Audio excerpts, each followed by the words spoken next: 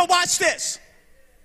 Abraham and Sarah with their smart self, anointed self, loving God self, speaking in tongues self.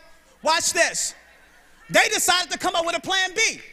Ain't nobody tell you to come up with no plan B. God never asked them, Sarah, what do you think?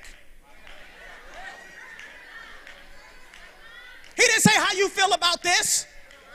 He just said, I'm going to give you a child. And she looking at her physical body like, there's no way in the world I can have a baby. And if I did get pregnant, how in the world can I carry it? Are there any 80-year-old women in here that can have a baby? I don't think so. So that lets me know that sometimes God's will supersede the natural. Sometimes God's will ain't your A plus 1 plus 1 equals 2. If that was the case, then how in the world can he take 2 fish and 5 loaves of bread and feed over 10,000? He says there is no plan B. So now watch this. Abraham and Sarah, with their crazy self, they came up with a solution.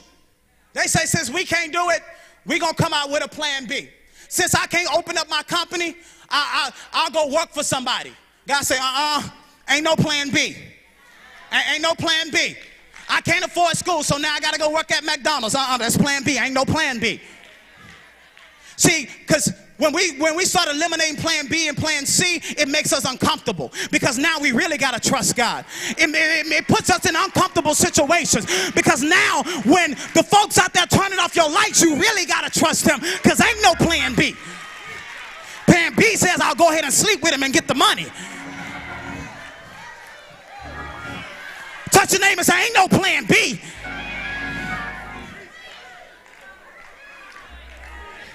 So they decide to get together and get with the maidservant named Hagar. And he said, okay, Hagar, you pretty fine. You look pretty good. You look pretty healthy. Why don't you help us have this baby? And I don't know what Hagar was thinking with her dumb self. Hagar agreed to it. And so Abraham and Hagar get together and they have this baby, and the baby's name is Ishmael.